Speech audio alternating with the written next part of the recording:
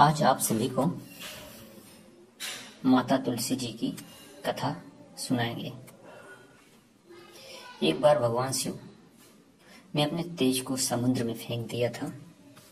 उससे एक महान महातेजस्वी बालक ने जन्म लिया।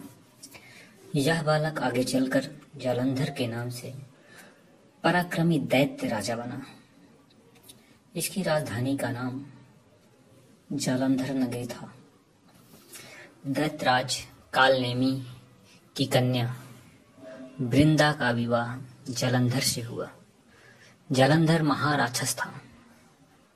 अपनी सत्ता के मद में चूर उसने माता लक्ष्मी को पाने की कामना से युद्ध किया, परंतु समुद्र से ही उत्पन्न होने के कारण माता लक्ष्मी ने उसे अपने भाई के रूप में स्वीकार किया। वहां से पराजित होकर वह देवी पार्वती को पाने की लालसा से कैलाश पर्वत पर गया।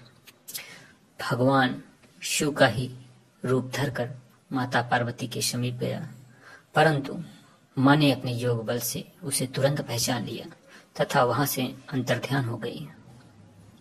देवी पार्वती ने क्रुद्ध होकर सारा वृत्तांत भगवान विष्णु को सुनाया। जालंधर की पत्नी वृंदा अत्यंत पतिव्रता स्त्री थी। उसी के पतिव्रत धर्म की शक्ति से जालंधर न तो मारा जा सकता था और न ही पराजित होता था। इसीलिए जालंधर का नाश करने के लिए वृंदा के पतिव्रत धर्म को भंग करना बहुत जरूरी था। इसी कारण भगवान विष्णु ऋषि का वेश धारण कर वन में जा पहुंचे, जहां वृंदा अकेली भ्रमण कर रही थी। भगवान के साथ दो मायावी राक्षस भी थे, जिन्हें देखकर वृंदा भयभीत हो गई। ऋषि ने वृंदा के सामने पल में दोनों को भस्म कर दिया। उनकी शक्ति देखकर वृंदा ने कैलाश पर्वत पर महादेव के साथ युद्ध कर रहे अपने पति जालंधर के बारे में पूछा। ऋषि ने अपने माया जाल से दो बानर प्रकट किए। एक बानर के हाथ में जालंधर का सिर था तथा दूसरे के हाथ में धड़। अपने पति की यह दशा देखकर वृंदा मूर्छित होकर गिर पड़ी।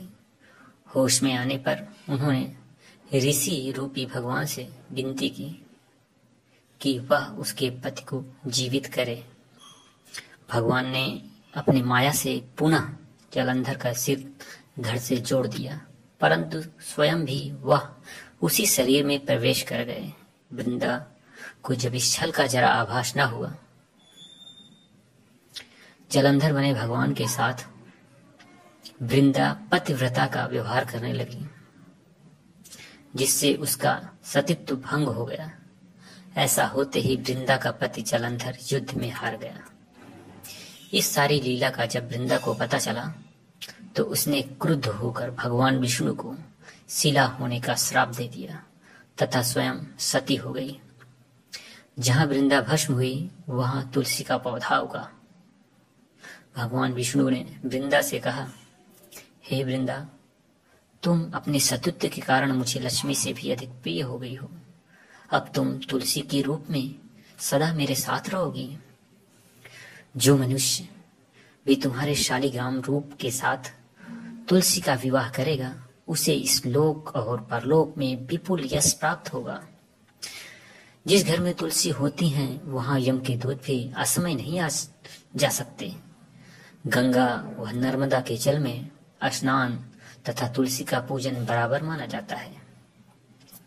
चाहे मनुष्य कितना भी पापी क्यों न हो, मनुष्य के समय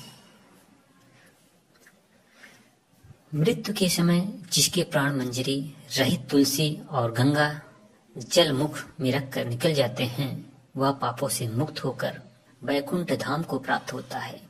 जो मनुष्य तुलसी व आंवलों की छाया में अपने पितरों का श्राद्ध करता है, उसके पितर मोक्ष को प्राप्त करते हैं। उसी दैत्य जालंधर की यह भूमि जालंधर नाम से विख्यात है। सती वृंदा का मंदिर मोहल्ला कोट किशन चंद में स्थित है। कहते हैं इस स्थान पर एक प्राचीन गुफा थी जो सीधी हरिद्वार तक जाती थी। कहते हैं सच्चे मन से 40 दिन तक सती वृंदा देवी के मंदिर में पूजा करने से सभी मनोरथ पूर्ण होते हैं। जय तुलसी माता।